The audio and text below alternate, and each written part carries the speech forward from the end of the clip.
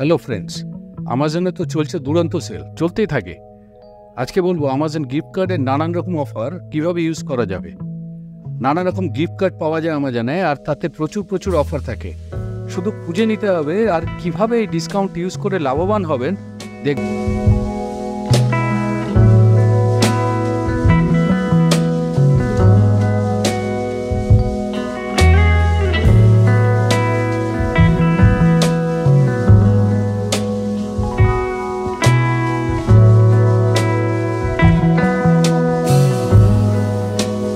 Amazon gift card সাধারণত কাউকে gift করার জন্য কেনা হয়, আর যাকে গিফট করবেন তিনি সেই গিফট কার্ডটা আমাজনে গিয়ে রিডিম করে নিতে পারবেন।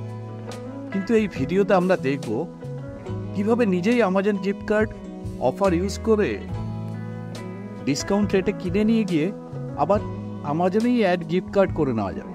যে কার্ডে অফার আছে আর মিনিমাম ভ্যালু কত টাকা, সেই টাকারই গিফট কার্ড নিতে হবে।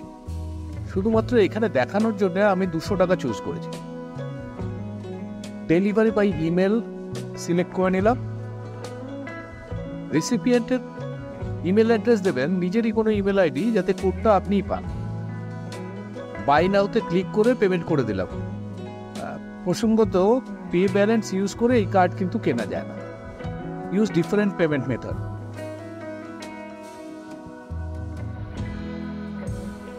পারচেজ কমপ্লিট করার কয়েক মিনিট পরেই ইমেলে পেয়ে গেলাম গিফট কার্ড।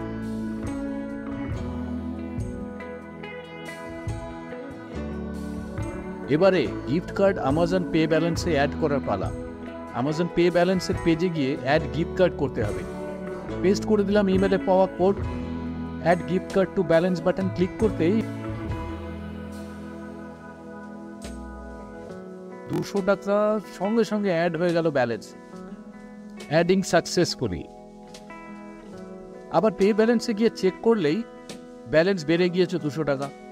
এইভাবে আপনি গিফট কার্ডের ডিসকাউন্ট অফারগুলোকে কাজে লাগাতে পারবেন।